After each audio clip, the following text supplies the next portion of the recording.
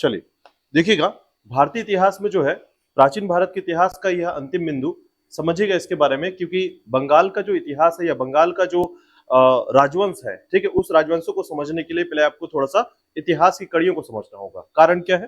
तो जैसे आपने हर्षवर्धन का समय पढ़ा, ठीक है, या पुष्यभूति वंश को पढ़ा था, ठीक है, तो पुष्यभूति या थानेश्वर के पुष्यभूति वंश में जो है सबसे महत्वपूर्ण व्यक्ति था, याद रखिएगा, हर्षवर्धन।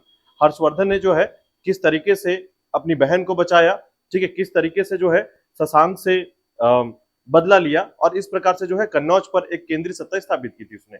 ठीक है, तो इस बात को ध्यान रखिएगा कि अगर हम इस पूरे पैटर्न को समझे तो आपको तीन बातें बहुत कड़ियों के तौर पर भारतीय इतिहास को समझना होगा। पहले आप समझेंगे कि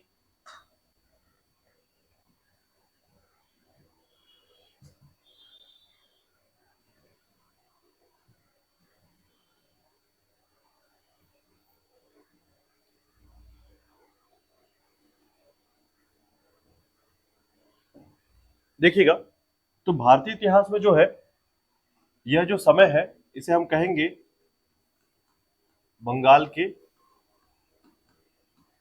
राजवंशों के क्रम पर।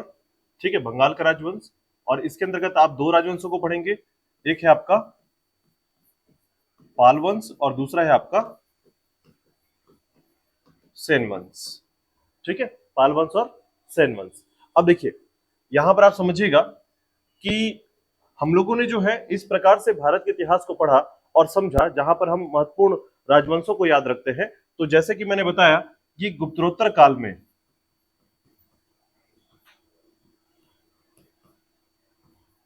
जो गुप्तोत्तर काल है याद रखिएगा, इस गुप्तोत्तर काल के बाद जो है, ठीक है, जैसे ही गुप्तोत्तर काल में छोटे छोटे राजवंश डेवलप होते हैं, याद रखिएगा, छोटे छोटे राजवंश डेवलप होते हैं। इसी गुप्तोत्तर काल में जो है पुष्यभूति वंश जो सबसे महत्वपूर्ण वंश माना जाता है, इस पूरे क्रम पर सबसे महत्वपूर्ण वंश माना जाता है। और इसके महत्वपूर्ण शासक के तौर पर आप किसका नाम याद रखते हैं? हर्षवर्धन का। ठीक है, तो हर्षवर्धन ने क्या किया था, लास्ट इसका जो लास्ट अटैम्प्ट है वो समझिएगा, इसने जो है बंगाल में आक्रमण किया था। शशांक जो गौड़ वंश का शासक था, याद रखिएगा, उस पर आक्रमण किया था और उसकी मृत्यु का कारण बना था। और इसके साथ ही साथ याद रखिएगा कि हर्षवर्धन ने एक पूरा साम्राज्य, ठीक है, कौन सा साम्राज्य, तो ये देखिएगा, ये जो हिस्सा है आपका, इस पूरे हिस्से पे शासन किया था। यानी आप कन्नौज से लेकर इस क्षेत्र को अगर ऐसा देखें तो ये पूरा का पूरा जो साम्राज्य है ये हर्षवर्धन के साम्राज्य में आता है। यानी ऐसा शासक या ऐसा अंतिम शासक जिसने भारत या उत्तर भारत को केंद्रीय सत्ता के तौर पर बांधा हुआ था। ठीक है, तो ये नाम जरूर याद रखिएगा हर्षवर्धन का। और साथ ही साथ याद रखिएगा कि इसके बाद ऐसा कोई राजा नहीं आया जिसने उत्तर भारत में जो है इतनी बड़ी सत्ता को स्थापित कर पाया था। ठीक है, हाँ, बहुत बड़ी सत्ता नहीं, अगर कंपेयर करेंगे गुप्तों के साथ तो उतना बड़ा सत्ता स्थापित नहीं हुआ था। लेकिन अगर आप बाकियों की बात कंपेयर करेंगे कि उत्तर भारत में और कौन था जो इतनी बड़ी सत्ता स्थापित किया था, तो कोई भी नहीं था। ठीक है, तो कोई भी ऐसा शासक नहीं था जिसने इतनी बड़ी सत्ता को स्थापित किया हो, इतने बड़ी सत्ता पे शासन किया हो। ठीक है, अब उसी के बाद देखिएगा कि हर्षवर्धन की मृत्यु हो गई। ठीक है, हर्षवर्धन की मृत्यु हो गई। मृत्यु के बाद जो है याद रखिएगा फिर से यहां पर छोटे छोटे राजवंश क्या होंगे, आ जाएंगे। क्योंकि राजा के मृत्यु के बाद जो है जो उनके अंदर काम करने वाले या फिर सामंत होते हैं, याद रखिएगा, वो अपने आप को स्वतंत्र घोषित कर लेते हैं। तो स्वतंत्र घोषित कर लिया या फिर किसी तरीके से जो है वहां पर एक प्रकार का असमंजस पैदा हो जाता है, याद रखिएगा, क्योंकि लोगों के मध्य जो है ना, जैसे देखिए एक कड़ी जो होती है, आपने नोटिस किया होगा, अगर किसी देश में सरकार नहीं होती है तो लोग जो है मनमानी करना चालू करते हैं। ठीक है, क्यों? क्योंकि इसके दो आयाम होते हैं, अमीर और गरीब। ठीक है, अमीर जो होता है याद रखिएगा इसके पास पैसे का वैल्यू होता है, और गरीब जो होता है उसके पास पावर होता है कुछ भी कर जाने का। ठीक है, कब? जब सरकार नहीं है। लेकिन सरकार आती है तो अमीर को भी सुरक्षा मिलती है, गरीबों को भी सुरक्षा मिलती है। ऐसे में याद रखिएगा जब असमंजस्य या ऐसे समाज जब डेवलप होता है तो इस समय का, अब इस स्थिति में आप समझिएगा कि यहां पर जो है ना, ये जो खासकर बंगाल का जो क्षेत्र है, यहाँ की स्थिति के बारे में आप थोड़ा फोकस करेंगे तो समझिए यहाँ पर लगातार आक्रमण हो रहा है अब। ठीक है, क्यों? हर्षवर्धन अब चला गया है, अब ये कमजोर सत्ता वाली जगह हो चुकी है, तो यहाँ पर हर कोई चाहेगा क्या कर ले, इसको अधिकार क्षेत्र में ला दे। ठीक है, तो अब देखिएगा इसके कारण जो है, अब होता क्या है कि अब पाल वंश को थोड़ा सा लेट में समझिएगा, लेकिन इससे पहले समझिएगा अब इसमें कौन कौन ने आक्रमण किया था। तो ध्यान रखिएगा, कश्मीर के शासक ललितादित्य, ठीक है, नाम है कश्मीर के शासक ललितादित्य ने आक्रमण किया पहले, ठीक है। उसके बाद जो है असम या कामरूप का शासक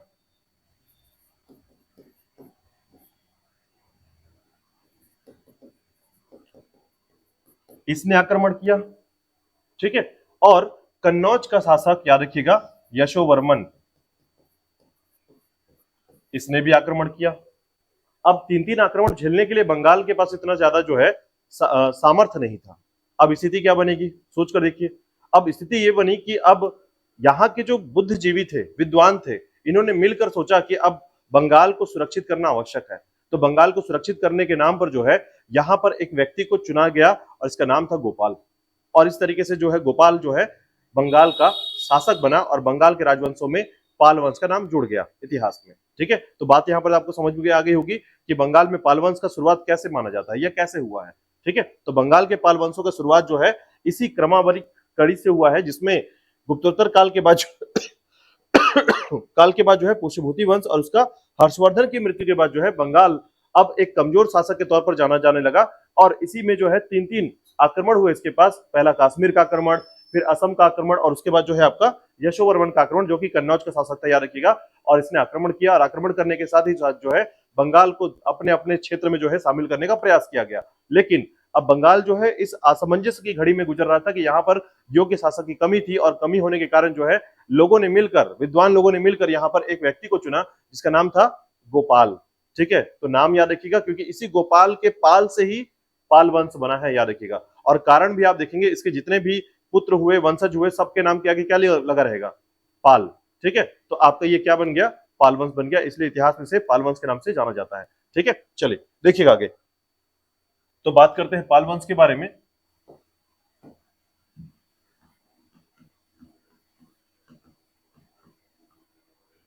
ठीक है, तो देखिएगा पाल वंश जो है यह बंगाल के मुख्य राजवंशों में से एक है, याद रखिएगा पाल वंश, ठीक है। और इसका संस्थापक रहा है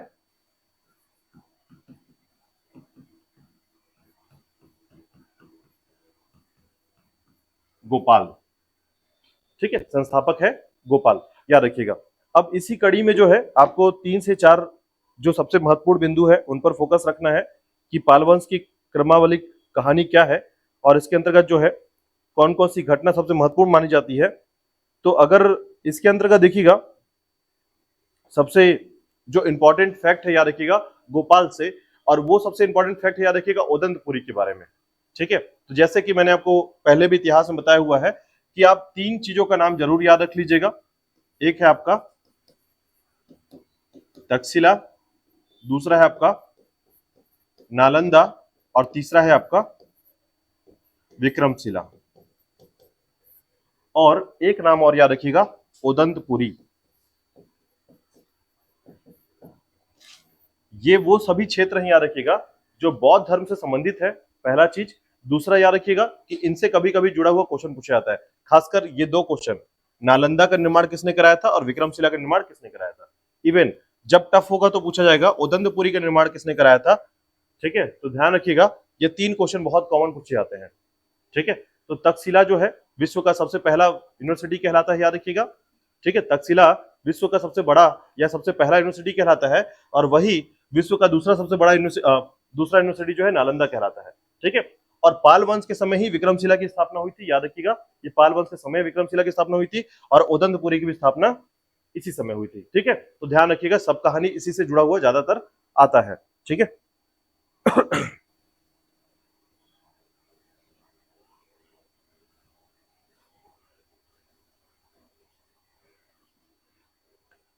तो देखिएगा सबसे इंपॉर्टेंट बात याद रखिएगा, इसकी पृष्ठभूमि मैंने आपको समझा दी है, लेकिन ध्यान रखिएगा कि पूर्व मध्यकाल में, ठीक है, मैं थोड़ा सा पृष्ठभूमि पर लेकर चलता हूं आपको।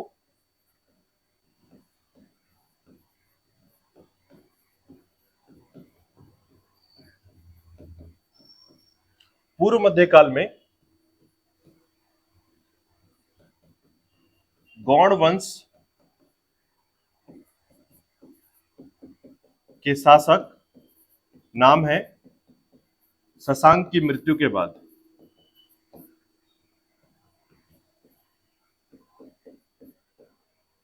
शशांक की मृत्यु के बाद जो है यह क्षेत्र हर्षवर्धन के साम्राज्य में शामिल हुआ और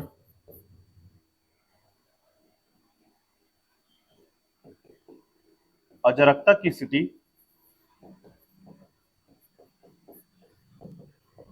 उत्पन्न हुई। ठीक है, और इसी समय याद रखिएगा असम का आक्रमण, कन्नौज का आक्रमण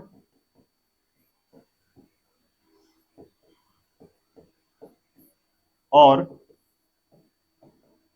कश्मीर का आक्रमण, ये तीनों आक्रमण हुए। ठीक है, और बंगाल के क्षेत्र में जो है अब आवश्यकता थी एक मुख्य शासकों के साम्राज्य को चलाने के लिए। ठीक है, ऐसी स्थिति में याद रखिएगा कि बंगाल के विद्वानों ने या बंगाल के क्षेत्रों वासियों ने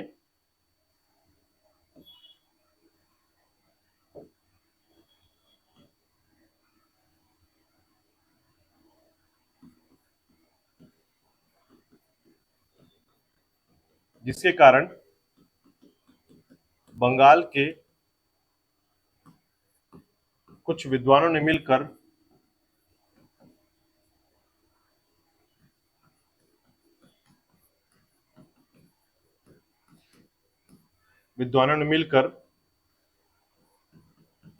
गोपाल को बंगाल का शासक बना दिया। ठीक है, तो ये पृष्ठभूमि और पाल वंश के शुरुआत का आप अस्तित्व समझ सकते हैं कि पाल वंश कहां से आया। ठीक है, अब गोपाल के बारे में 3 से 4 बातें याद रखिएगा। पहला, यह जो है मुख्य तौर पर किस धर्म को मानता था? तो ध्यान रखिएगा, बौद्ध धर्म को मानना या अनुयायी था बौद्ध धर्म का। और कौन सी शाखा का? तो याद रखिएगा इसकी शाखा जैसे 2 शाखा है, ब्रजयान और महायान। ठीक है, हीनयान की बात आती है तो ध्यान रखिएगा ये जो है ब्रजयान शाखा का अनुयायी था। ठीक है, ब्रजयान शाखा का अनुयायी था, याद रखिएगा, बौद्ध धर्म को मानता था। ठीक है, इसकी राजधानी जो थी याद रखिएगा वो थी मुंगेर।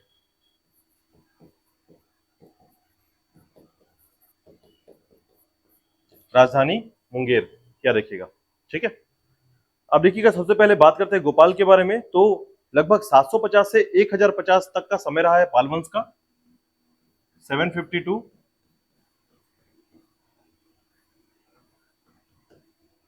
ठीक है, 752 1050 याद रखिएगा, यानी लगभग आप एक कह सकते हैं कि 100-150 साल जो है इन्होंने अच्छा शासन किया है पाल वंश में। ठीक है, तो ये ध्यान रखिएगा।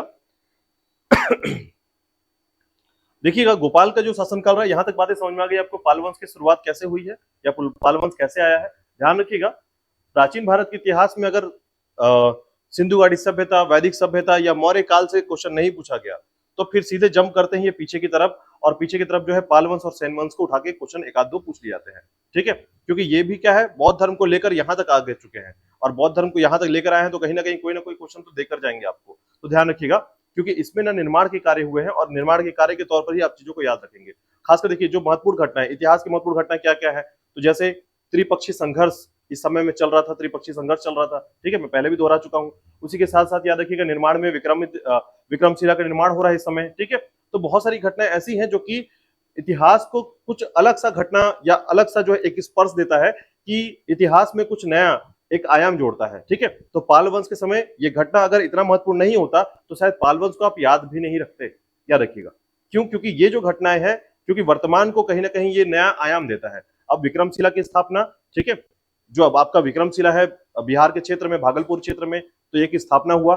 ठीक है, तो ये सभी क्या है, एक इंपॉर्टेंट टर्मोलॉजी है जो कि भारतीय इतिहास को जो है एक नया आयाम देता है। तो आपको थोड़ा सा पाल वंश पर फोकस रखना है, याद रखिएगा। चलिए देखिएगा सबसे पहला नाम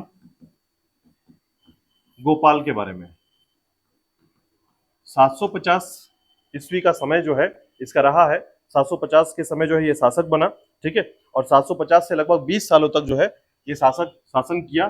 770 ईस्वी तक। ठीक है।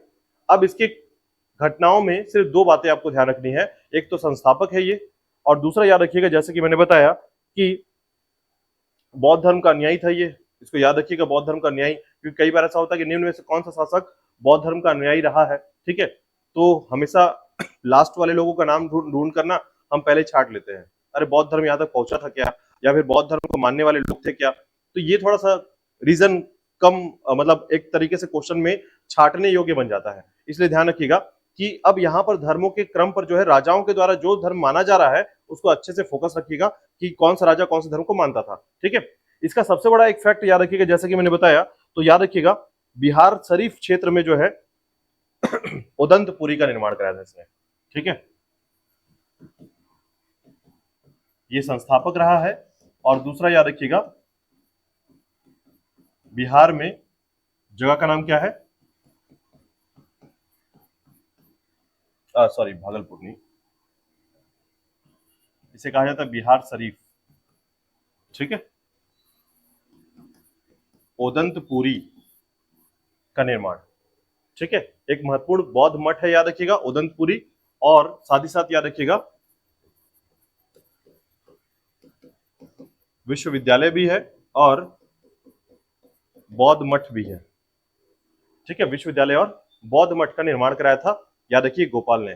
तो आपको कुमारगुप्त का नाम याद रखना है, ठीक है, नालंदा विश्वविद्यालय की स्थापना के तौर पर। और याद रखिएगा उदंतपुरी का निर्माण जो है ये आप कभी भी जो है ना बौद्ध धर्म से जुड़े हुए अगर संस्थानों की बात करेंगे तो संस्थानों में कुछ नाम बहुत महत्वपूर्ण है, ध्यान रखिएगा। तो उदंतपुरी मत भूलिएगा। अगर आज का सबसे इंपॉर्टेंट क्वेश्चन बोलूं मैं तो 4-5 क्वेश्चन आज के टॉपिक से निकल कर आएगा। तो पहला क्वेश्चन आप इसको आईएमपी कर लीजिएगा कि उदंतपुरी का निर्माण किसने कराया है, ठीक है, बौद्ध धर्म के, ठीक है, बौद्ध धर्म संबंधित उदंतपुरी का निर्माण किसने कराया, तो गोपाल ने कराया है, याद रखिएगा, ठीक है। अभी एक धर्मपाल का भी नाम आपको याद रखना है। तो देखिएगा दूसरे नंबर का शासक रहा है इसमें, याद रखिएगा धर्मपाल,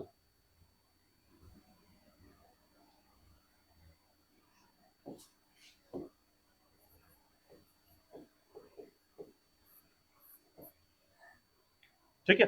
दूसरे नंबर का शासक याद रखिएगा धर्मपाल, और धर्मपाल ने जो है 770 से लेकर लगभग 810 तक के जो शासनकाल का इसका समय रहा है, 770 से लेकर 810 ईस्वी तक इसने शासन किया है, ठीक है। 770 से लेकर यानी कि गोपाल के बाद, और जनरली एक बात ध्यान रखिएगा सबके नाम के पीछे क्या मिलेगा आपको, पाल शब्द मिलेगा, तो ये बात ध्यान रखिएगा, इसलिए इसको पाल वंश कहा जाता है, ठीक है।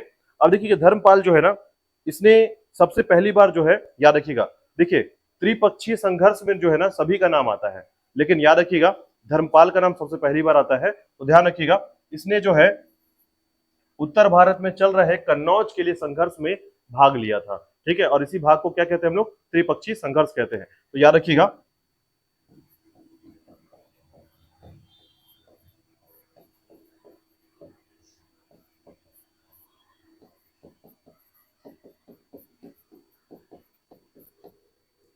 त्रिपक्षीय संघर्ष में भाग लिया था, ठीक है। तो आपको ध्यान होगा कि धर्मपाल के बारे में मैंने आपको पहले ही पढ़ाया, जिसमें आपको मैंने बताया था कि किस तरीके से जो है ध्रुव ने दो लोगों को हराया था, ठीक है, याद आ रहा है आपको। तो याद रखिएगा पाल वंश का धर्मपाल और प्रतिहार वंश का वत्सराज, ठीक है, तो याद रखिएगा।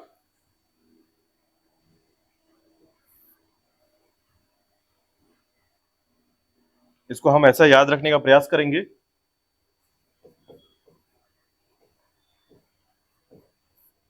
राष्ट्रकूट एक तरफ प्रतिहार और एक तरफ पाल, ठीक है। पाल में कौन है, धर्मपाल, प्रतिहार में कौन है, वत्सराज, और यहां पर राष्ट्रकूट में कौन है, ध्रुवराज या ध्रुव भी कह सकते हैं, ठीक है। तो ध्यान रखिएगा यही है त्रिपक्षीय संघर्ष, और इसमें कौन जीता था, ध्रुव जीता था, याद रखिएगा, ठीक है। तो पाल धर्मपाल हार गया था, वत्सराज हार गया था इसमें, ठीक है। तो ये ध्यान रखिएगा कि इन दोनों की हार होती है, राष्ट्रकूट के ध्रुवराज ने इसको हरा दिया था, दोनों को हराया था, ठीक है। चलिए तो देखिएगा इसके द्वारा जो है धर्मपाल के द्वारा जो है इसने क्या किया था, तो विक्रमशिला विश्वविद्यालय की स्थापना की थी, ये याद रखिएगा, ठीक है। इसका दूसरा महत्वपूर्ण घटना, तो याद रखिएगा पहला क्वेश्चन आपने उदंतपुरी को याद रखा है, तो दूसरा क्वेश्चन याद रखिएगा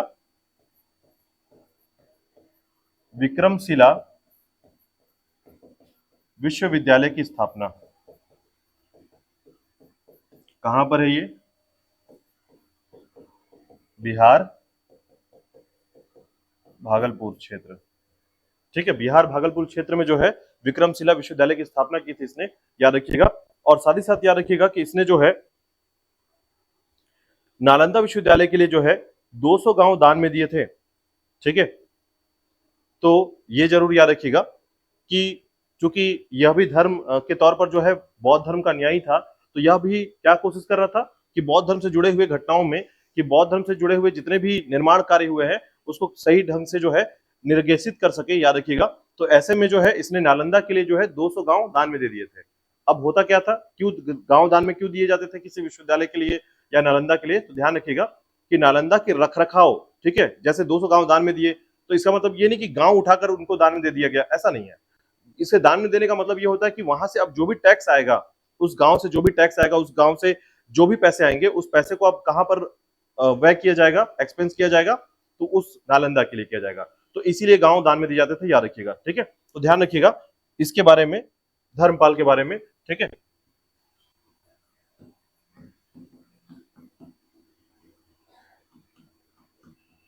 नालंदा विश्वविद्यालय के लिए 200 गांव दान दिए। दूसरा याद रखिएगा सोमपुरी में बौद्ध विहार की स्थापना की। ठीक है, तो सोमपुरी क्षेत्र में याद रखिएगा बौद्ध विहार की स्थापना किया इसने। बौद्ध विहार देखिए, जैसे कि जनरली मैंने आपको बताया कि जब बौद्ध धर्म से बौद्ध अनुयायी जब बन जाते हैं ना, तो इसका मतलब है कि आपको बहुत सारे बौद्ध विहारों के रचना को याद रखना है। तो जितने भी इंपॉर्टेंट है याद रखिएगा। कई बार जो है ना सिर्फ इसके सीक्वेंस पूछे गए हैं कि बौद्ध धर्म से जुड़े हुए संस्थानों के नाम बताइए, तो सोमपुरी का नाम भी उसमें आ जाएगा। तो हम उसको छाट के निकाल देंगे, बिकॉज हमको तो विक्रमशिला पता है, हमको नालंदा पता है, सोमपुरी नहीं पता है। तो ध्यान रखिएगा सोमपुरी भी क्या है, बौद्ध विहार है, जिसकी स्थापना किसने कराई थी? धर्मपाल ने कराई थी। ठीक है, इसके अलावा ध्यान रखिएगा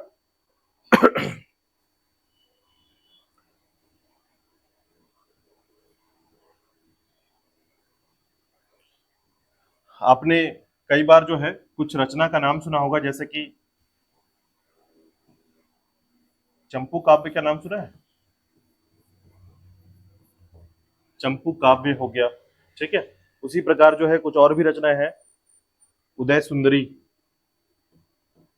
अच्छा, ये इंपॉर्टेंट नहीं है, ध्यान रखिएगा, बस आपको ये मैं बता रहा हूं कि चंपू काव्य, उदय सुंदरी जैसे जो रचनाएं हैं, साहित्य है, इनके रचनाकार हैं, याद रखिएगा, जिनका नाम है सोढ़ल। ठीक है, रचयिता का नाम क्या है? सोढ़ल। ये रचनाकार हैं, याद रखिएगा। इन्होंने जो है ना उत्तरापथ का स्वामी कहा है इसे, यानी धर्मपाल को जो है उत्तरापथ का स्वामी कहा जाता है, याद रखिएगा। साथ ही साथ जो है ना जहां पर भी इसने जो भी निर्माण कार्य कराए हैं उसके नाम को धर्मपाल के नाम से जोड़ दिया जाता था। जब भी तो आप बंगाल के क्षेत्र में जाएंगे तो कुछ इतिहासों में जो है धर्म का जो संस्कृत अर्थ है या किसी विभिन्न प्रकार की अलग अलग भाषाओं में उसका अर्थ है, उसी प्रकार के अर्थ का प्रयोग किया जाता है धर्म के नाम पर। ठीक है, तो धर्मपाल का जो नाम है बहुत फेमस था, याद रखिएगा। आपके पाल वंशों में सबसे महत्वपूर्ण शासक के तौर पर जाना जाता है धर्मपाल। ठीक है, तो याद रखिएगा धर्मपाल को उत्तरापथ का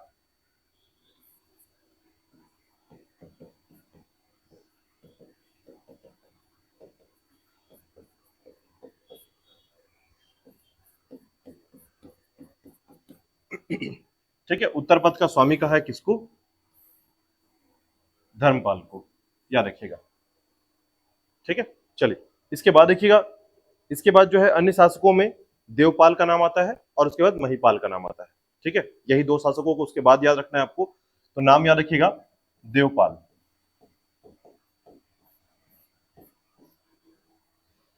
देखिएगा देवपाल का जो शासनकाल रहा है ये लगभग 810 से 850 तक का, लगभग 40 वर्ष का शासन कर रहा है। 810 से 850 ईस्वी तक का। ठीक है, 810 से 850 ईस्वी तक का शासनकाल रहा है। और इस शासनकाल की जो प्रवृत्ति थी, याद रखिएगा, जिसमें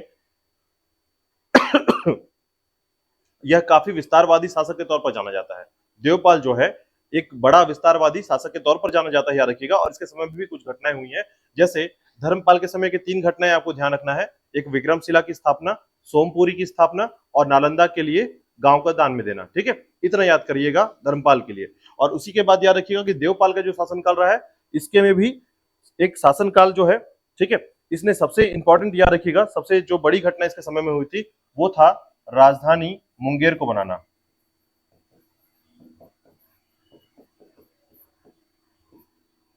ठीक है, इसके समय में सबसे बड़ी बात जो थी वो ये थी, याद रखिएगा। ठीक है, और इसने क्या किया था इसने भी त्रिपक्षीय जो संघर्ष उसमें शामिल हुआ था, ये भी याद रखिएगा। ठीक है, तो त्रिपक्षीय संघर्ष लगातार चलता रहता है, कन्नौज के लिए लगातार चल रहा था, तो ये भी उसमें शामिल हुआ था, याद रखिएगा। तो त्रिपक्षीय संघर्ष में कौन कौन से शासक शामिल हुए थे, ये कभी कभी क्वेश्चन पूछा जाता है, तो देवपाल भी शामिल हुआ था। ठीक है, तो ध्यान रखिएगा। अब इसका विस्तारवादी जो नीति था, याद रखिएगा, इस विस्तारवादी नीति के कारण, ठीक है, इसने क्या क्या किया था, तो याद रखिएगा, उत्तरी उड़ीसा को जीता था। ठीक है, यानी उत्तर के उड़ीसा को जीत लिया था इसने। इसके साथ साथ जो है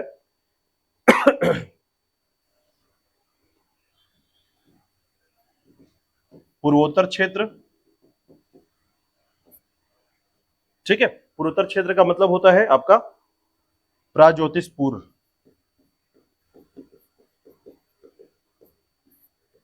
बंगाल का पूर्वोत्तर क्षेत्र, याद रखिएगा। इस क्षेत्र को जीता था इसने। नेपाल का कुछ क्षेत्र,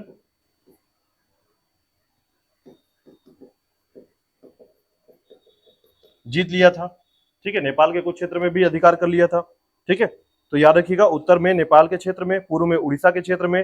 ठीक है, और इसी के विस्तारवादी नीति के तहत जो है, याद रखिएगा, इसने त्रिपक्षीय संघर्ष में भी शामिल हुआ।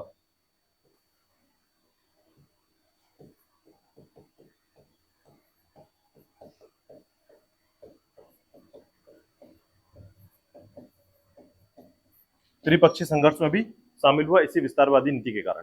ठीक है, तो याद रखिएगा, इसके समय जो है शासन व्यवस्था जो है विस्तारवादी नीति के तहत चल रहा था। इसने जो है उड़ीसा को जीता थोड़ा सा, ठीक है, नेपाल को जीता थोड़ा सा, उसके बाद जो है असम का कुछ क्षेत्र जो है प्राज्योतिषपुर जो है जीता, याद रखिएगा। और उसके अलावा जो है कन्नौज की तरफ भी भागा, यानी आप समझिए कि बंगाल में रहकर जो है इसने चारों तरफ से जो है अपना पैर पसारना चालू किया था, इसलिए इसको कहते हैं विस्तारवादी नीति की शुरुआत जो है इसने किया था, देवपाल ने किया था। ठीक है, अब देखिएगा देवपाल के समय जो है, ये जरूर ध्यान रखिएगा कि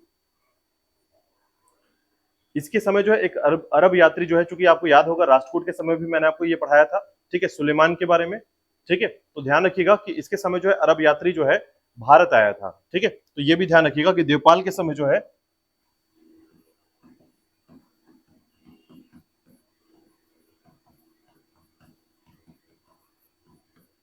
अरब यात्री के बारे में। ठीक है, तो अरब यात्री जो है इसके समय में आया था, याद रखिएगा, जिसका नाम है सुलेमान।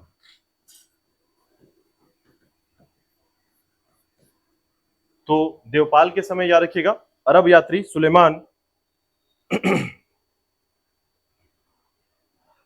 इसने अपने जो किताब लिखी, याद रखिएगा सुलेमान, उसमें इसने बताया है कि इस समय जो है प्रतिहार शासक था, इस समय राष्ट्रकूट शासक था और इस समय पाल शासक था। और इन दोनों तीनों शासकों में सबसे महत्वपूर्ण या शक्तिशाली शासक कौन था? देवपाल। ठीक है, तो उसने जो है अपनी किताब में या अपनी डायरी में जो है, याद रखिएगा, देवपाल का नाम लिखा है रुहमा। ठीक है, तो याद रखिएगा अपनी पुस्तक में देवपाल को लिखा है रुहमा, रुहमा। ठीक है, तो याद रखिएगा रुहमा शब्द किसके लिए प्रयोग किया गया है? देवपाल के लिए। ठीक है,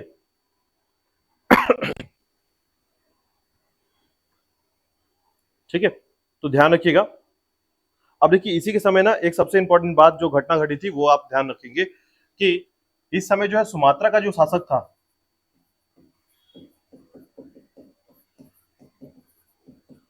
जावा सुमात्रा का शासक, याद रखिएगा। ठीक है, देवपाल के समय जो है, याद रखिएगा, कि जो जावा या सुमात्रा का शासक था, याद रखिएगा, जिसे देवपाल के समय बहुत महत्वपूर्ण माना जाता है इस घटना को। ठीक है, इस समय यहां पर जो है शैलेंद्र वंश चल रहा था, याद रखिएगा,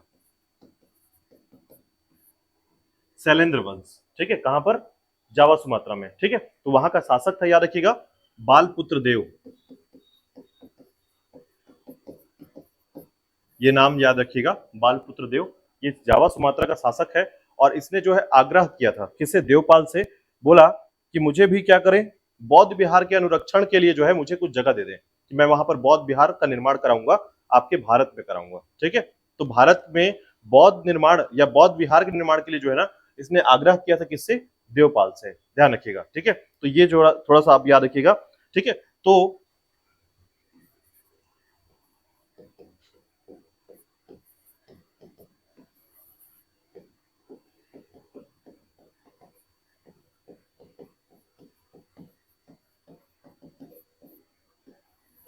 देवपाल खुश हो गया, उसको आग्रह के तौर पर उसे मान लिया और इसको बौद्ध विहार का निर्माण करने दिया, याद रखिएगा।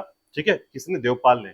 और देवपाल ने बोला कि मैं भी अपनी तरफ से कुछ दे देता हूं इसके लिए। तो याद रखिएगा, इसने क्या किया? 5 गांव दान में दिए। किसके लिए? इसके अनुरक्षण के लिए।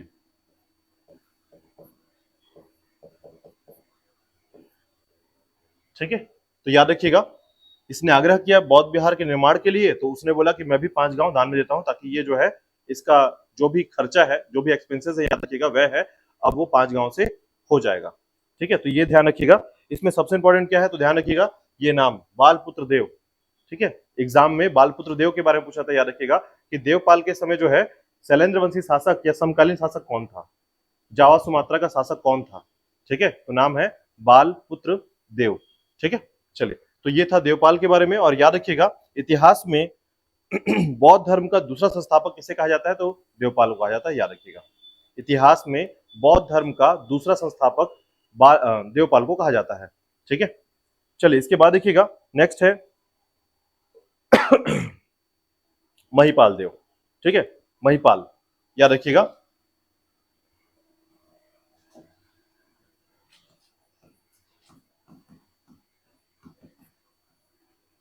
तो देखिएगा, देवपाल के जाने के बाद जो है अब धीरे धीरे जो है पाल वंश क्या हो जाएगा? अवनति की तरफ चला जाएगा।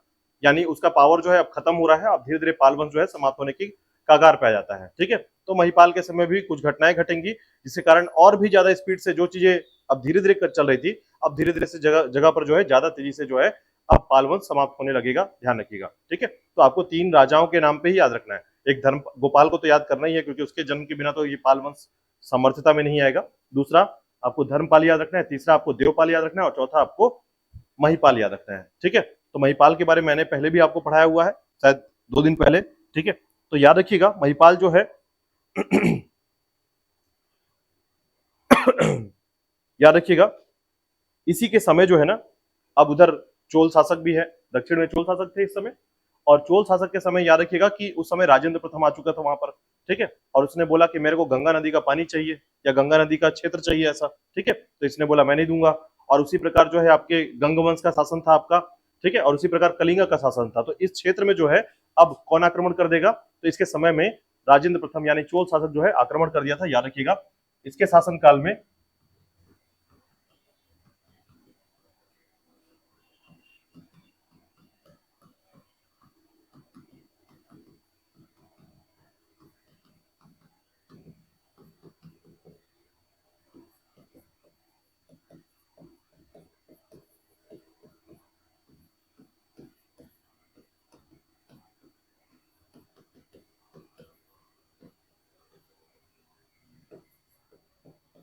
ठीक है, इसके शासन काल में जो है चोल शासक जो है राजेंद्र प्रथम ने क्या किया? आक्रमण किया और महिपाल को पराजित कर दिया।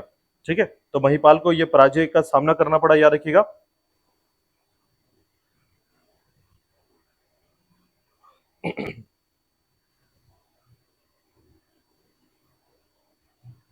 ठीक है, और इसके समय में याद रखिएगा एक और घटना।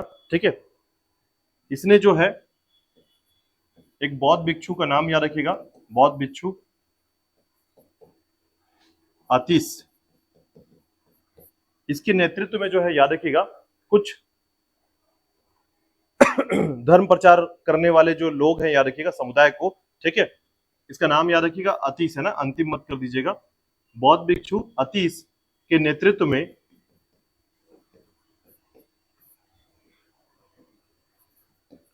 धर्म प्रचार मंडल को कहां भेजा था?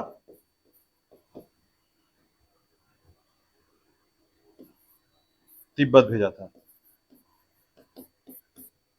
इसके शासनकाल में जो है इसने एक ग्रुप को जो है याद रखिएगा धर्म प्रचार करने के लिए तिब्बत भेजा था, याद रखिएगा, ठीक है।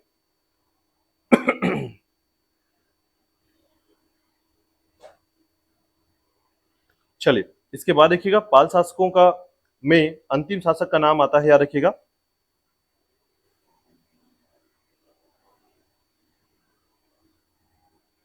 ठीक है। तो अब देखिएगा अंतिम शासक के नाम पर याद रखिएगा एक नाम आता है मदन पाल। इस पाल शासकों का या पाल वंश का अंतिम शासक,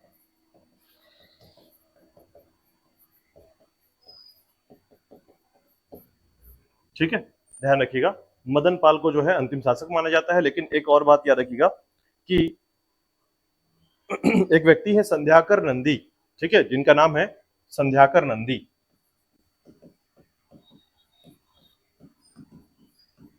संध्याकर नंदी, इन्होंने जो है एक पुस्तक लिखा है, याद रखिएगा, जिसमें पाल वंश के बारे में लिखा है और उस पाल वंश में जो है रामपाल को अंतिम शासक बताया है। रामपाल को अंतिम शासक बताया है, याद रखिएगा। लेकिन अगर आप इनके वंश वृक्ष को देखेंगे तो मदन पाल के ऊपर रामपाल आता है, ठीक है। मतलब आपको सीक्वेंस के तौर पर मैं दोनों बातें बता रहा हूं, याद रखिएगा। संध्याकर नंदी ने जो है अपनी पुस्तक में क्या किया है, उसने बताया है कि रामपाल जो है अंतिम शासक है। लेकिन एनसीईआरटी में अगर आप देखेंगे या आप भारत के इतिहास के मूल रूप में देखेंगे तो मदन पाल का नाम मिलता है आपको कि पाल वंश का अंतिम शासक कौन है, मदन पाल, ठीक है, ध्यान रखिएगा।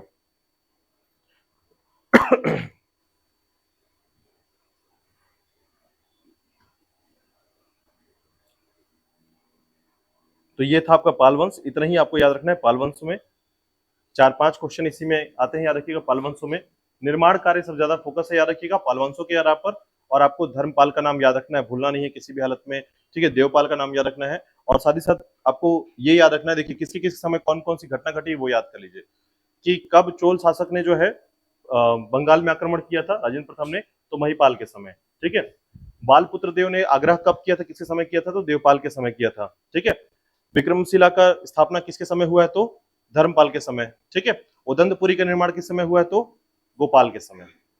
ये रहेगा क्वेश्चन सटीक एकदम, तो ध्यान रखिएगा। ये क्वेश्चन जो है एकदम समझिए कि अगर आपने याद कर लिया तो पाल वंश को दोबारा देखने की जरूरत नहीं है, मतलब पाल वंश यही स्थिति है, याद रखिएगा, ठीक है। तो पाल वंश के बाद याद रखिएगा कि पाल वंश की समाप्ति के बाद जो है फिर से अस्थिरता या अराजकता जो है बंगाल के क्षेत्र में आ जाती है, ठीक है। और इसके बाद जो है धीरे धीरे जो है यहाँ पर सेन वंश की स्थापना होती है, याद रखिएगा। और बंगाल में जो है अब कुछ कड़ियां जब दूर बढ़ती हैं, याद रखिएगा, मतलब 40 साल या 20 साल के बाद जो है फिर से सेन वंश की स्थापना यहाँ पर हो जाती है, ठीक है। तो ध्यान रखिएगा कि पाल वंश के बाद जस्ट सेन वंश स्थापित नहीं हुआ है, उसके कुछ समय बाद जो है कुछ समय एक अराजकता का स्थिति फिर से फैलता है बंगाल क्षेत्र में, और उसके बाद फिर से बंगाल के क्षेत्र में आक्रमण वाली स्थिति आती है। लेकिन यहाँ पर सेल वन की स्थापना जो जब हो जाती है तो फिर से एक बार फिर से शासन व्यवस्था जो है एक संकीर्ण व्यवस्था के तौर पर चलने लग जाती है, ठीक है। तो ध्यान रखिएगा। इसके बाद आता है आपका सेन वंश,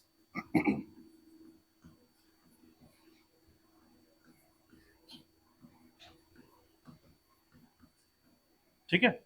चलिए पाल वंश से कोई अगर डाउट है, कोई क्वेश्चन है तो पूछ लीजिए, उससे संबंधित कोई क्वेश्चन ऐसा लगता है आपको जो समझ में ना आया हो।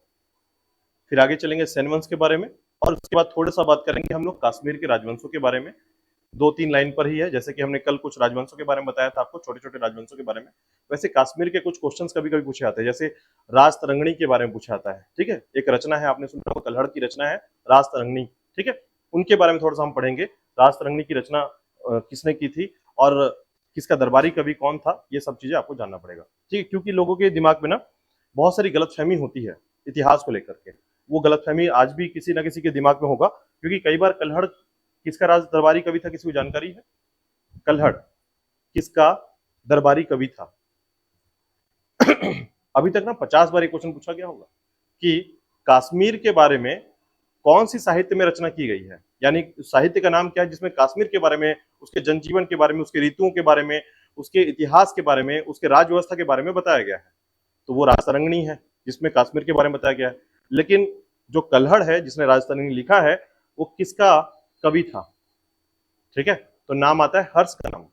अब हर्ष का नाम बोले से लोग कहाँ पहुंच जाते हैं? हर्षवर्धन के पास।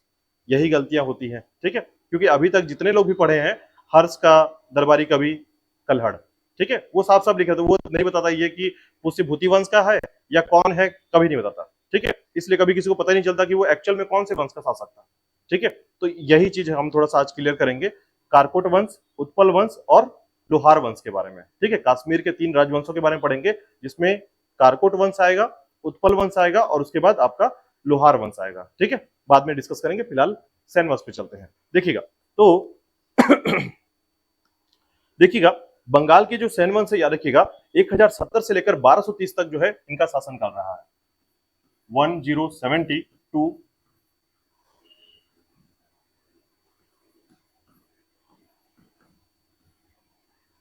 ठीक है, तो 1230 तक जो है इनका शासनकाल रहा है, इसका सैन वंश का।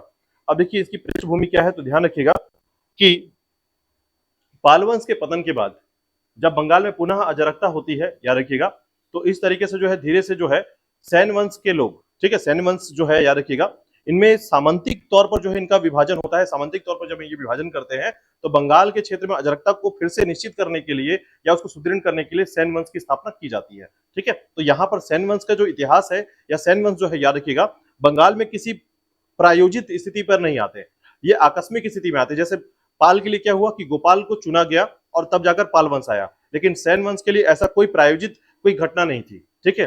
ये अस्थिरता को सीमित करने के लिए, अस्थिरता को निरूपित करने के लिए या फिर अराजकता को दूर करने के लिए जो है इस समय सैन वंश की स्थापना हो जाती है, याद रखिएगा। तो कैसे? तो पाल वंश के पतन के पश्चात।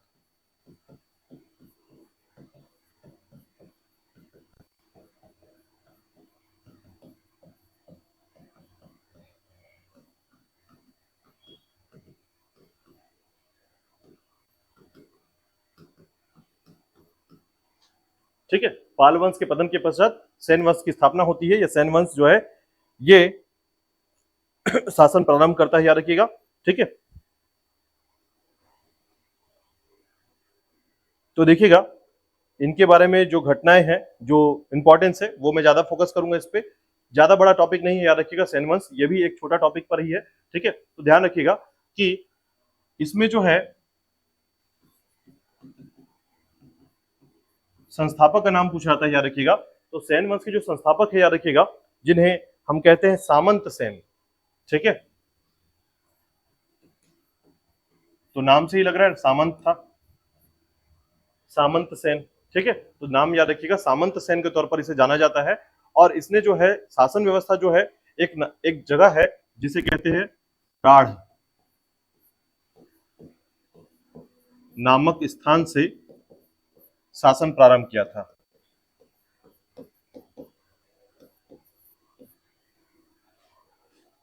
ठीक है। तो याद रखिएगा राढ़ नामक स्थान से जो है इसने शासन राजवंश की स्थापना की, और इसकी राजधानी जो है कई बार बदलती रही है, याद रखिएगा। पहले जो था राजधानी वो था गौड़, दूसरा विक्रमपुर, तीसरा नदिया, ठीक है। तो ये सभी राजधानियां जो है इसकी रही है, याद रखिएगा।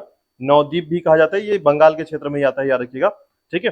अब इसने जो है याद रखिएगा इसके धर्म की बात करें तो सैन वंश जो है ना ये बंगाल का अंतिम हिंदू धर्म का संस्थापक रहा है, याद रखिएगा।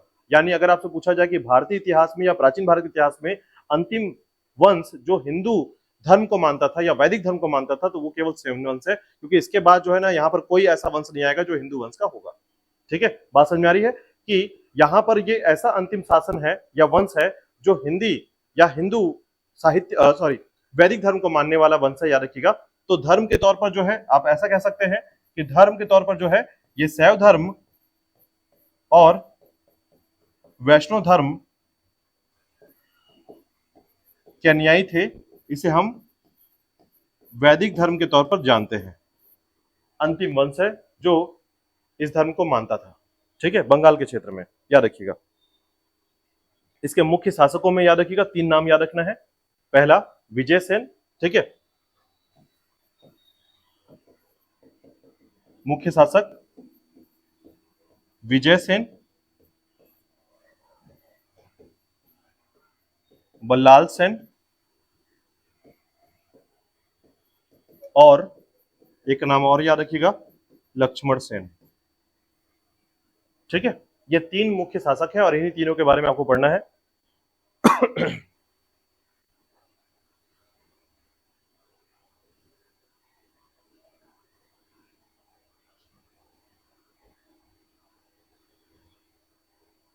ठीक है, तो याद रखिएगा सेन वंश का सबसे प्रतापी शासक या पहला प्रतापी शासक जो है वो था कौन? विजय सेन। ठीक है, चलिए देखते हैं इनके बारे में, समझिएगा। यहां तक कोई डाउट तो नहीं है। पाल वंश के पतन के बाद सेन वंश आया। सेन वंश में संस्थापक कौन है? सामंत सेन है, याद रखिएगा। और इसने जो है ना, ये राढ़ नामक जगह से जो है अपने पूरा जो वंशावली है वहां से स्टार्ट किया था। मतलब जब कभी बोलते हैं ना कि जैसे कई बार ऐसा क्वेश्चन पूछा जाता है कि अकबर ने पहली बार जो है उसका जो सिंहासन रूढ़ था वो कहाँ से प्रारंभ किया था। ठीक है, मतलब जैसे कोई राजा जब बनता है तो राज्याभिषेक होता है उसका, तो राज्याभिषेक के तौर पर आप याद कर सकते हैं कि सामंत सेन ने इस वंशावली को कहां से शुरू किया था। ठीक है, तो राढ़ नामक क्षेत्र है, बंगाल के क्षेत्र में, याद रखिएगा। उसके बाद जो है इसकी राजधानी गौड़ रही, विक्रमपुर रहा है। इसके अलावा सबसे महत्वपूर्ण माना जाता है किसको? नदिया को। ठीक है, इसके बाद देखिएगा धर्म के तौर पर जो है वैदिक धर्म को मानते थे ये, और इसी से क्वेश्चन बनता है, याद रखिएगा कि सैन वंश जो है एक ऐसा वंश है जो अंतिम बंगाल का अंतिम वैदिक धर्म को मानने वाला वंश है। इसके बाद कोई भी आगे चलकर भी कोई भी ऐसा वैदिक धर्म को मानने वाला वंश वहां पर नहीं आएगा, याद रखिएगा। उसके अलावा जो मुख्य शासक है विजय सेन, बल्लाल सेन और लक्ष्मण सेन, याद रखिएगा। चलिए देखिएगा, पहले नाम पर आता है विजय सेन के बारे में।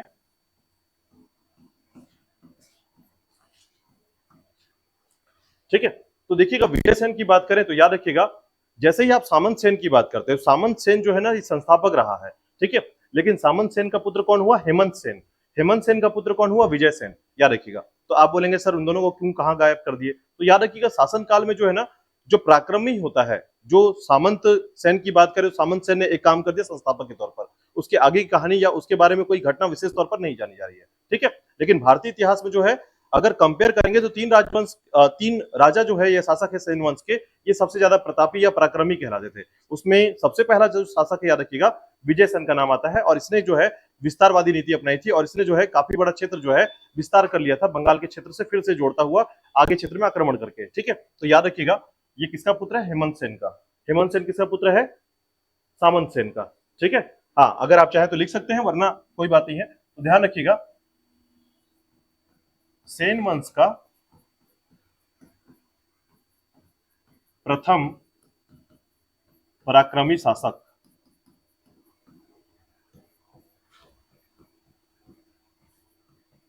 इसने राज्य विस्तार किया था। ठीक है, इसके समय में राज्य विस्तार हुआ, और राज्य विस्तार के क्रम पर जो है इसने, याद रखिएगा,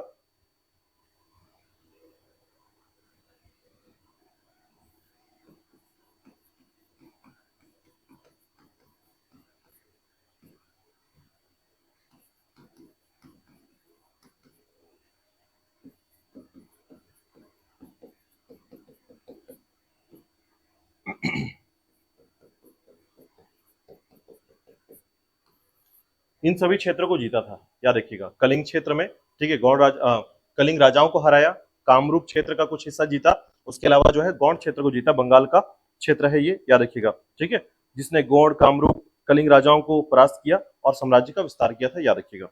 इसके अलावा याद रखिएगा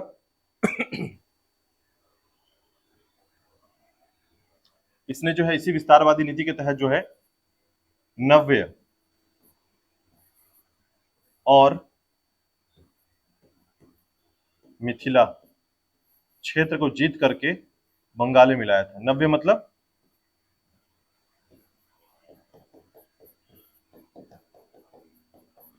नेपाल, याद रखिएगा। पहले नेपाल को क्या बोलते थे? नव्य। ठीक है, बंगाल में मिलाया, मिथिला क्षेत्र और नव्य क्षेत्र को जीता, और क्या रखिएगा, ठीक है, तो नेपाल को जीता, और उसके बाद जो है मिथिला को उस समय क्या बोलते थे आपको पता है? वीर। ठीक है, नव्य और वीर, याद रखिएगा। तो नव्य जो है ये नेपाल है, याद रखिएगा, और इसको कहा जाता था वीर क्षेत्र। मिथिला, ठीक है, बिहार का क्षेत्र है, याद रखिएगा। तो इसने जीता और इसे बंगाल में मिला लिया था, याद रखिएगा। अब इसके अलावा याद रखिएगा, इसके समय जो है दो राजधानियां बनाई गई थी, एक विजयपुरी और दूसरा विक्रमपुरी, ठीक है। इसके समय में जो है दो राजधानियां थी,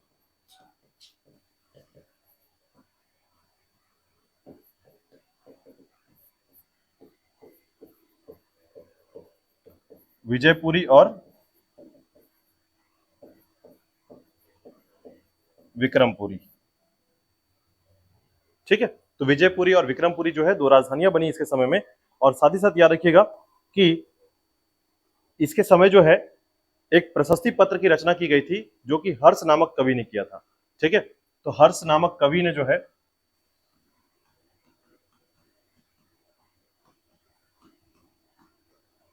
इसके लिए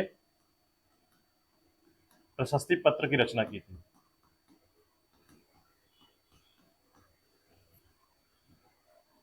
ठीक है। तो ये तीन चार बातें आपको विजय सेन के लिए याद रखनी है। इसमें सबसे इंपॉर्टेंट क्या है, तो ध्यान रखिएगा, इसमें सबसे इंपॉर्टेंट है कि इस समय की राजधानियां, तो विजयपुरी और विक्रमपुर या विक्रमपुरी, याद रखिएगा, दो राजधानियां इस समय बनाई गई थी, याद रखिएगा।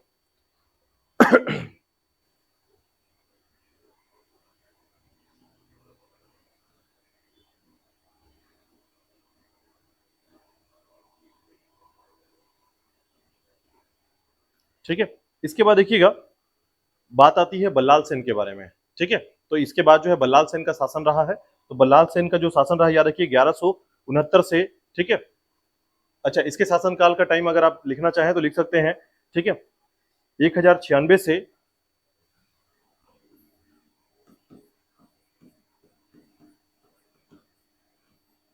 ये शासनकाल रहा इसका, ठीक है, 1096 टू 1159 ईस्वी में। इसके बाद देखिएगा बल्लाल सेन का समय,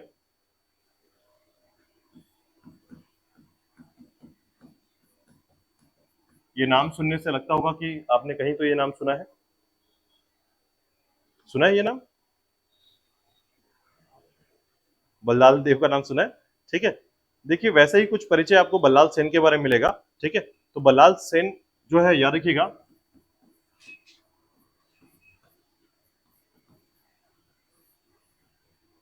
का शासनकाल रहा है, ठीक है, 1159 टू 1179, याद रखिएगा। तो इसका शासनकाल जो है इस ईस्वी में चला। और याद रखिएगा, इसने जो है ना कुलीन प्रथा और जाति प्रथा को जो है संगठित करने का कार्य किया था। मतलब इसने जातिवाद और कुलीन प्रथा, जो ऊंचा वर्ग निम्न वर्ग, इस तरीके की जो हरकतें थी समाज में, उन सभी को ठीक करने का कार्य मुख्य तौर पर किसने किया था, बल्लाल सेन ने किया था, ठीक है। तो जाति प्रथा और कुलीन प्रथा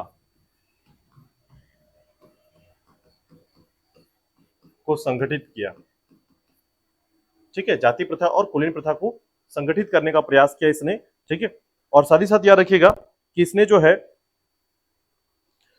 एक बंगाल क्षेत्र में जो है ना कुलीनवाद का सामाजिक प्रणेता, ठीक है। कुलीनवाद एक आंदोलन है, याद रखिएगा। कुलीनवाद समझ पाते हैं हम लोग, जैसे समाज में क्या है, बहुत सारी अस्थिरताएं हैं, जिसमें से एक कारण है आपका, जिसमें हम इंसानों को ही अलग अलग वर्चस्व में बांट देते हैं, ये सबसे नीचे कुल का, फिर इसके इससे ऊपर कुल का।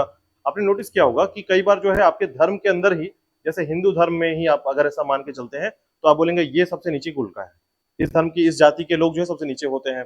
उस धर्म से फिर थोड़े से ऊंचे ये उससे ऊंचे होते हैं, इसके घर का पानी पिया जा सकता है, फिर इससे इसके घर का पानी के साथ हवा भी ले सकते हैं आप, ठीक है। मतलब ओवरऑल कहने का मतलब है कुलीनवाद, ठीक है। जातिवाद या कुलीनवाद के प्रणेता कहां पर, बंगाल में। उसके प्रणेता माने जाते हैं कौन, बल्लाल सेन, याद रखिएगा, ठीक है। मतलब राजा होते हुए जो है इसने क्या किया था, कुलीनवाद के विद्रोह का, ठीक है। यानी कुलीनवाद में क्या करते हैं लोग, अपने आप को ऊंचे कुल का बताते हैं, हम तो सबसे ऊंचे कुल के हैं यहाँ पर, हम नीचे जमीन पे बैठते नहीं है, ठीक है। तो इस तरीके की जो एक समाजवादिता है, जिसको आंदोलन के तौर पर प्रणेता माना जाता है, याद रखिएगा, तो बल्लाल सेन का नाम आता है, ठीक है। तो याद रखिएगा,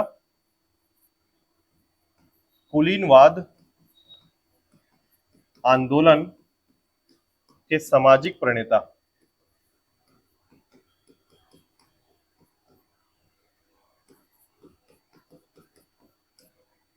कुलीनवाद आंदोलन के सामाजिक प्रणेता बल्लाल सेन।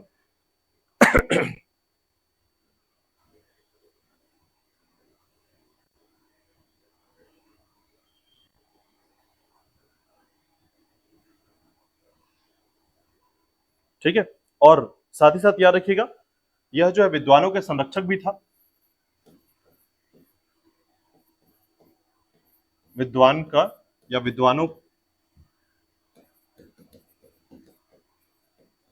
संरक्षण करता, ठीक है। लेकिन साथ ही साथ याद रखिएगा ये खुद भी कुछ रचना करता था, इसकी कुछ रचनाएं याद रखिएगा, ठीक है।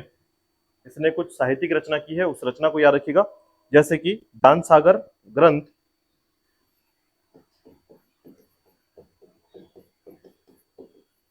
और अद्भुत सागर ग्रंथ, अद्भुत सागर ग्रंथ, ठीक है। तो ये दो रचनाएं इसकी महत्वपूर्ण है, याद रखिएगा, दान सागर ग्रंथ और अद्भुत सागर ग्रंथ। लेकिन ध्यान रखिएगा कि अद्भुत सागर ग्रंथ के बीच में इसकी मृत्यु हो जाती है, इसने पूरा नहीं कर पाया था, ठीक है। तो जब इसका पुत्र आएगा लक्ष्मण सेन, तो उसको बाद में याद रखिएगा पूरा किया लक्ष्मण सेन ने, ठीक है। मतलब अद्भुत सागर ग्रंथ की जो प्रारंभिक रचना है वो किसने कर लिया था, बल्लाल सेन ने किया था। लेकिन बाद में जो है इसकी मृत्यु हो गई, और मृत्यु होने के बाद जो है आप इसके टाइम जोन को भी समझ सकते हैं, देखिएगा, ठीक है, कम समय है। तो उसके बाद याद रखिएगा कि इसने जो है इसकी अद्भुत सागर ग्रंथ की रचना किसने की थी, बाद में पूरा किया था लक्ष्मण सेन ने किया था, ठीक है। तो ये 3-4 कड़ियां हैं, याद रखिएगा। बस आपको एक चीज पर फोकस रखना है, इसकी रचना पर दान सागर को याद कर लीजिए पहला, दूसरा याद रख लीजिए कुलीनवाद आंदोलन के सामाजिक प्रणेता के तौर पर जाने थे बल्लाल सेन को, ठीक है। यही 2 लाइन आपको इसमें याद रखना है। चलिए देखिएगा तीसरा शासक है लक्ष्मण सेन, लक्ष्मण सेन, ठीक है। लक्ष्मण सेन के बारे में याद रखिएगा, लक्ष्मण सेन उसी प्रकार से जो है एक महत्वपूर्ण शासक है, याद रखिएगा, ठीक है, क्योंकि इसने जो है लक्ष्मण संवत की शुरुआत की थी, ठीक है। यहां से जो है लक्ष्मण बंगाल में जो है लक्ष्मण संवत की शुरुआत की थी, याद रखिएगा। और जो शासनकाल रहा है 1179 से लेकर 1204 ईस्वी तक का शासनकाल रहा है, ठीक है। इसने लक्ष्मण संवत की शुरुआत की,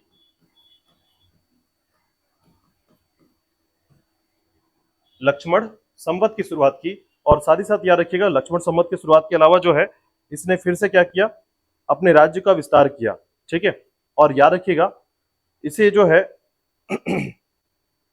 एकीकृत बंगाल का, एकीकृत बंगाल का अंतिम शासक कहा जाता है, याद रखिएगा। लक्ष्मण सेन को एकीकृत बंगाल, अब इंटीग्रेटेड बंगाल क्यों कह सकते हैं इसको, क्योंकि एकीकृत बंगाल का मतलब होता है कि जिसके बाद बंगाल का विभाजन हो जाएगा या बंगाल अलग अलग छोटे छोटे राज्यों में बढ़ जाएगा, ठीक है। तो एकीकृत बंगाल का अंतिम शासक है, ये ध्यान रखिएगा, ठीक है। अब देखिएगा कौन कौन से क्षेत्र का विस्तार किया था इसने, तो विस्तार के तौर पर याद रखिएगा इसने जो है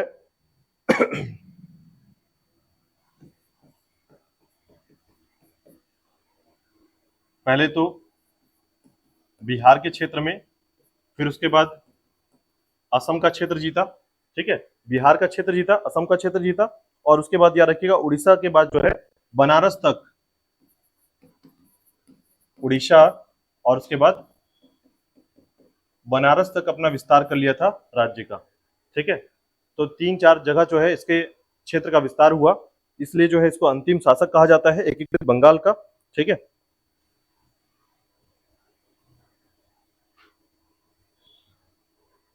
अब इसने क्या किया, याद रखिएगा, अपनी राजधानी बदली, राजधानी किसको बनाई, लखनौती को, बंगाल के क्षेत्र में ही आता है, याद रखिएगा लखनौती, इसे जो है अपनी राजधानी बनाई, ठीक है। ये गौड़ के निकट लक्ष्मणवती नाम से जाना जाता था, बाद में लखनौती बाद में पड़ा है, पहले लक्ष्मणवती कहा जाता था, लक्ष्मणवती, ठीक है, राजधानी का नाम था लक्ष्मणवती, बाद में इसका नाम पड़ गया लखनौती, याद रखिएगा।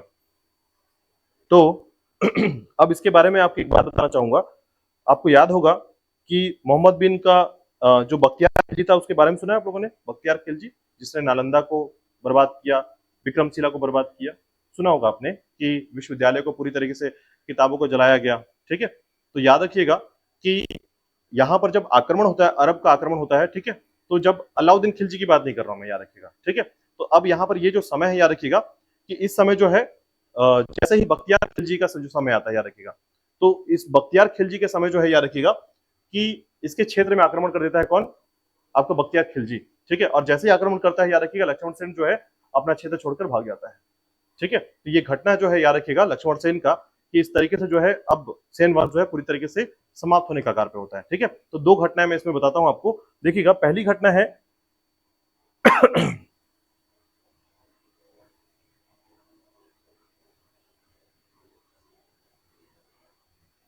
पहली घटना याद रखिएगा,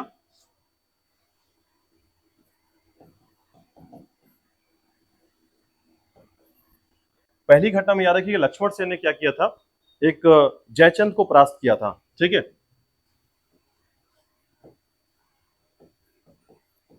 लक्ष्मण सेन ने जयचंद को परास्त किया। और दूसरी घटना में याद रखिएगा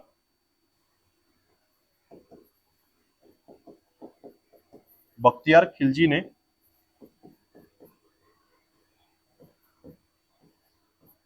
लक्ष्मण सेन के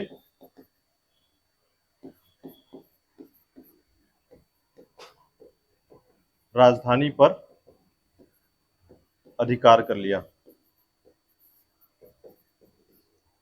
ठीक है, तो ये याद रखिएगा, इसने अधिकार किया था इस क्षेत्र पे।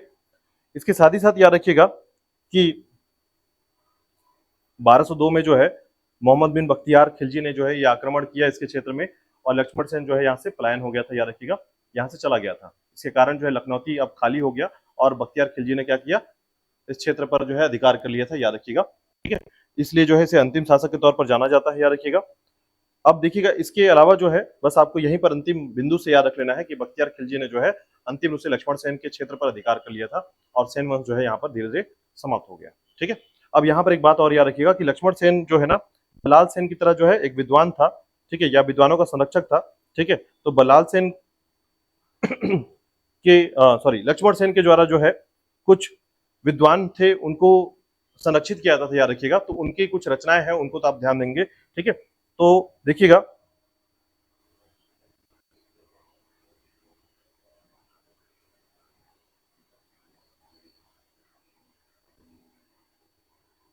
मैं कुछ नाम यहां पर बता रहा हूं आपको जो कि लक्ष्मण सेन के दरबार में थे विद्वान। ठीक है,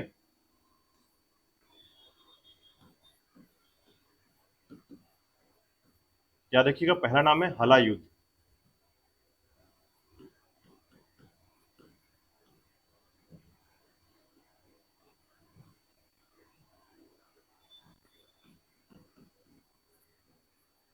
हलायुद्ध, ठीक है, ये मंत्री था किसका, लक्ष्मण सेन का, याद रखिएगा, हलायुद्ध।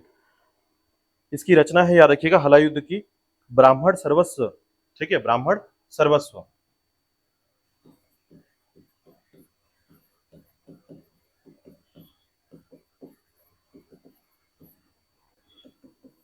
ये मंत्री था, याद रखिएगा, ब्राह्मण सर्वस्व की रचयिता है हलायुद्ध।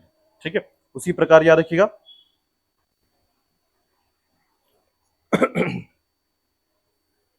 गीत गोविंद, ये सबसे महत्वपूर्ण, याद रखिएगा, आपने कई बार इसका नाम भी सुना होगा, गीत गोविंद। ठीक है, तो गीत गोविंद जो है इसकी रचनाकार याद रखिएगा जयदेव। ठीक है, ये रचनाकार है, याद रखिएगा, और ये उसकी रचना है जयदेव। ठीक है, और यही सब ज्यादा पूछा था, याद रखिएगा, लक्ष्मण सेन के समय जो है। और तीसरे व्यक्ति याद रखिएगा भोई, भोई। ठीक है, पवन दूत, इनकी रचना का नाम है पवन दूत। ठीक है, तो ये याद रखिएगा लक्ष्मण सेन के संबंध में।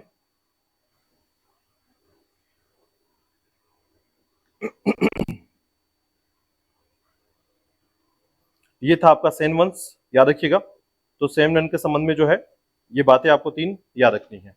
ठीक है, लक्ष्मण सेन के संबंध में आपको बस इतना ही याद रखना है। राजधानी इसने बदला था, लखनौती किया। दूसरा, इसके राजधानी पर अधिकार कर लिया किसने, बख्तियार खिलजी ने, याद रखिएगा। और तीसरा एक बात याद रखिएगा, इसने किसको हराया था, तो जयचंद को हराया था। ठीक है, ये जयचंद है, और यहाँ पर याद रखिएगा जयदेव है, ये दोनों में अंतर है, याद रखिएगा। ठीक है, तो जयदेव इसके विद्वान के तौर पर जाने जाते हैं, जिसने गीत गोविंद की रचना की थी, याद रखिएगा। और जयचंद जो है, याद रखिएगा, ये अन्य शासक के तौर पर जाने जाते हैं, और उसको परास्त किया था किसने, लक्ष्मण सेन ने। ठीक है, चलिए, ये था सेन वंश के बारे में, याद रखिएगा। क्लियर है यहां तक? ठीक है, तो पाल वंश और सेन वंश, याद रखिएगा, इतना आपको याद करना है। ठीक है, और इस बार जो है शनिवार को टेस्ट जो होगा याद रखिएगा, उसमें 100 क्वेश्चन होंगे आपके इतिहास के, ठीक है, इतिहास के 100 क्वेश्चन होंगे और पर्यावरण के भी कुछ क्वेश्चन हो सकते हैं, एनवायरमेंट के क्वेश्चन होंगे शनिवार के टेस्ट में, ठीक है। तो याद करके आइएगा जितने भी टॉपिक आपने पढ़े हैं अभी कुछ दिनों में, ठीक है। तो जितने भी, जैसे कि आपने संगम काल के लिए जो है, जो भी आपने संगम दक्षिण के राजवंशों में पढ़ा है, ठीक है, मैं आपको पॉइंट कर दे रहा हूं ताकि आप याद रखें, ठीक है। आप याद रखेंगे चोल वंश के बारे में, चोल वंश आपको पढ़ना है, राष्ट्रकूट पढ़ना है, चालुक्य वंश, पल्लव,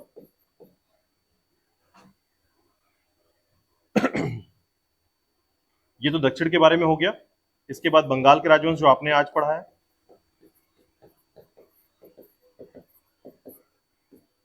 ठीक है। इसके अलावा जो है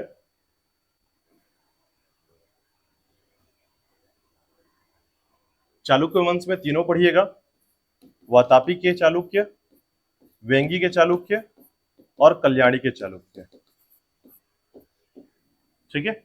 राष्ट्रकूट पढ़िएगा, राष्ट्रकूट के बाद जो है आपका पल्लव पढ़िएगा और उसके बाद बंगाल के राजवंशों को पढ़िएगा, ये सभी पढ़ना है आपको, ये सारे क्वेश्चन होंगे इसमें शामिल, ठीक है। चलिए कुछ बिंदु पर अभी और भी कश्मीर के राजवंशों को सिर्फ एक पॉइंट पर याद रख लीजिएगा, मैं आपको अलग से सिर्फ केवल 3 से 4 मिनट पे अभी आपको क्लियर कर देता हूं, ठीक है। तो ध्यान रखिएगा कि कश्मीर के राजवंशों में जैसे ही आप देखेंगे कि जैसे ही हर्षवर्धन का साम्राज्य समाप्त हुआ, ठीक है, तो धीरे धीरे जो है वहां पर कश्मीर के क्षेत्र में जो है, क्योंकि कश्मीर के क्षेत्र में लगातार याद रखिएगा कोई भी शासक जो है लंबे समय तक शासन नहीं कर पाया है, ठीक है। बहुत जल्दी जल्दी जो है यहाँ पर शासन जो है टूटता और बनता रहा है। तो ऐसे में कश्मीर के क्षेत्र में 3 राजवंशों के नाम को जाना जाता है। तो इनका क्रम आपको याद रखना है कि कश्मीर के क्षेत्र में कौन कौन से राजवंश हुआ करते थे, याद रखिएगा, ठीक है। तो याद रखिएगा हर्षवर्धन के साम्राज्य के बाद जो है कश्मीर के राजवंशों में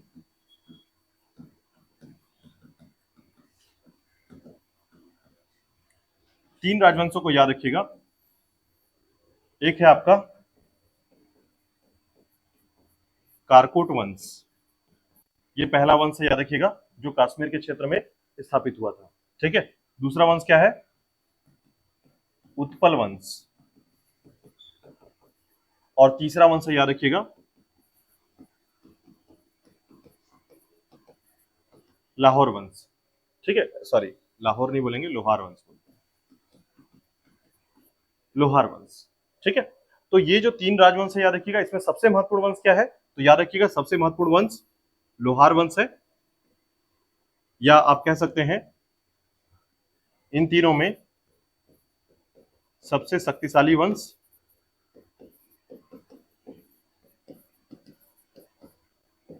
और साथ ही साथ याद रखिएगा इसके लिए कि इस शासन काल में जो है सबसे इंपॉर्टेंट राजा कौन था, हर्ष, ठीक है। तो महत्वपूर्ण शासक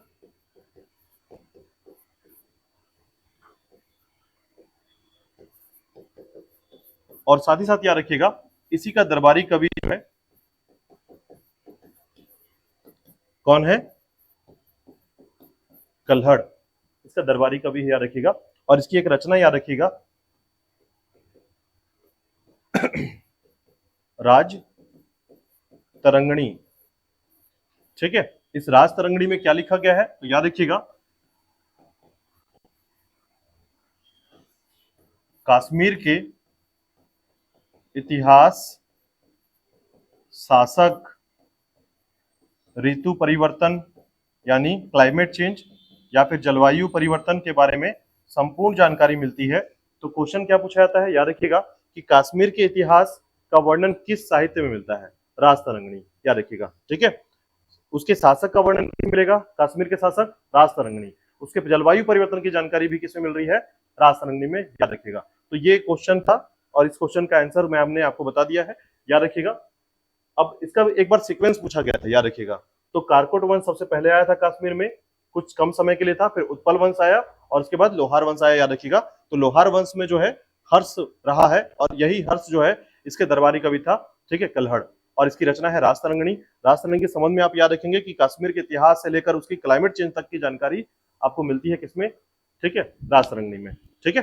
तो आज के लिए इतना ही करेंगे, कल से हमारा जो टॉपिक स्टार्ट होगा वो है मध्य भारत का इतिहास, ठीक है। और मध्य भारत के इतिहास को जो है हम पहले कल समझेंगे कि मध्य भारत के इतिहास में कितने प्रमुख बिंदु हैं, क्या क्या पढ़ना है हमें इसमें, ठीक है। और उसके बाद फिर हम स्टार्ट करेंगे अरब के आक्रमण से, राजपूत का उदय से, उसके बाद फिर दिल्ली सल्तनत के साथ साथ जो है हम पढ़ेंगे कि किस तरीके से जो है यहाँ पर जो है सूफी आंदोलन हुआ था या फिर जो भक्ति आंदोलन हुआ था।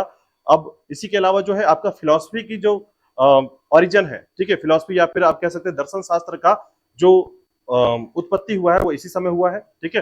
कैसे दर्शन शास्त्र जो है उत्पत्ति हुआ है, उसके अलावा जो है आप फिर इसके बाद अंतिम में पढ़ेंगे मुगल सम्राटों के बारे में या मुगल काल के बारे में।